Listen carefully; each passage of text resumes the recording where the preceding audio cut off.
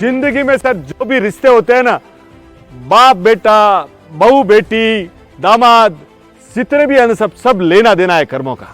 आप ये समझ के चलिए, एक फौजी होता है, वो फौजी अनाथ होता है, उसके कोई आगे है ना कोई पीछे, वो पैसा उसके पास इकट्ठा होता ही रहता है।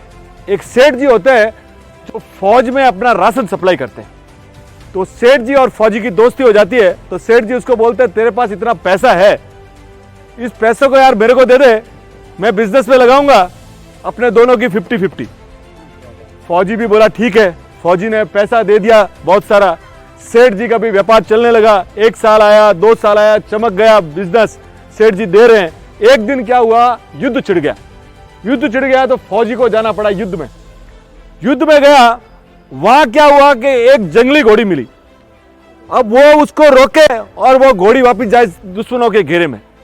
1 बार आवे, 2 बार आवे, इसने गफलर तक तोड़ दिए, पर वो घोड़ी उसके हाथ में नहीं आवे, बार बार उसको दुश्मनों के घेरे में। और तीसरी बार उसको दुश्मनों में ले गई और वो आदमी को फौजी वहां मारा गया। अब वो फौजी जब मारा गया, सेठ को मालूम पड़ा, तो सेठ बहुत खुश हुआ कि अभी किसी को देना, अब उसका पैसा तो अपने पास रह गया। थोड़े दिनों बाद सेठ जी का एक सुंदर लड़के ने जन्म लिया। सेठ जी ने बोला यार परमात्मा बड़ा दयालु है, इधर तो वो लेने वाला भी चला गया और इधर घर पे अपना लड़का। अब सेठ जी उसके ऊपर बड़े खुश हो रहे हैं। सेठ जी ने उसको जोरदार तो पढ़ाई पे खर्चा किया, बढ़िया से बढ़िया उसकी पढ़ाई की, बच्चा बड़ा हो रहा है। फिर जब बड़ा हो गया, जब शादी का टाइम आया ना, तो उसने 36 गांव को बुला के खाना दिया कि यार खाना खाओ, मेरा बच्चे की शादी है।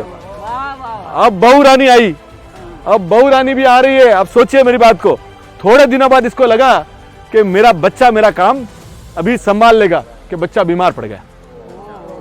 अब वो बच्चा बीमार पड़ गया तो रोज नीम हकीम, कभी उस डॉक्टर के पास जा रहे हैं, कभी उस डॉक्टर पे। 6 महीना हो गया और एक दिन वो डॉक्टर बोल दिया कि सर हम खाली आपसे पैसे लेते हैं, इस बच्चे का कोई इलाज नहीं है, आप चले जाइए इधर से। अब वो रोते रोते दोनों आ रहे हैं तो एक आदमी मिला के यार हमारे पास वैद्य जी है, वो 2 रुपये में ठीक करते हैं। वो वैद्य जी के पास गए और 2 रुपये की दवा ली और वो पुड़ी जैसे ही दिया वो बच्चा मर गया। बच्चा मर गया, हाँ बच्चा मर गया। अब उसके पूरे परिवार में आंखों में पानी, गांव वाले भी आते थे, उनको भी लगता था कि सेठ का यार एक ही लड़का था और चल बसा। थोड़े दिनों बाद वहां से एक महात्मा गुजरे, संत महात्मा थे, तो आए बैठे, तो ये सेठ जी वहां जाके बोलते हैं कि महात्मा जी मैंने ऐसा कौन सा पाप किया कि मेरे साथ ऐसा हुआ। संतों ने कहा भाई तुम समता रखो, ये रखो। वो बार बार पूछे कि अभी जब तुमने पूछ ही लिया है ना, तो मैं तेरे को याद दिलाता हूं कि फौजी तेरे को याद है ने, वो चमका। बोले हाँ। उसकी मौत में तुम कितने खुश हुए थे? बोले हाँ। बोले वही फौजी ने तेरे घर पे बच्चे का रोल लिया है। तूने जो पैसा खाया था ना लोगों का, वो इस बच्चे ने तेरा रूप लिया। और वो जो जितना पैसा तूने खाया था ना, पहले तो उसने पढ़ाई में पूरा किया, फिर उसने दवाई पानी में पूरा किया, और 2 रुपया बचा था वो तुम्हारे उस बुढ़िया से दिलवा दिया, उसका लेन देन वहां पूरा। और रोने लगा, बोले कैसा है? बोले वो सब तो ठीक है, फिर मेरी जो बहू रानी उसने क्या गलती की? बोले वही वो लंगड़ी घोड़ी थी जो उसको बार बार ले जाके जवानी में उसको शत्रुओं में डाल रही थी, तो उसने वहां मरवाया, तो आज उसकी हालत ये है।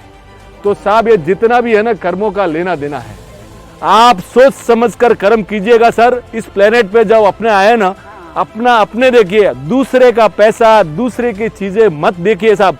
जीवन में कम होगा तो चल जाएगा, पर अगर ये बूमरैंग करके वापस आएगा, आप ये समझ लीजिए किसी का खाया हुआ पैसा 10 रुपये का 10,000 रुपया जाने वाला है। तो सोच समझ के काम कीजिएगा, कर्मों का लेन देन है सब। Thank you.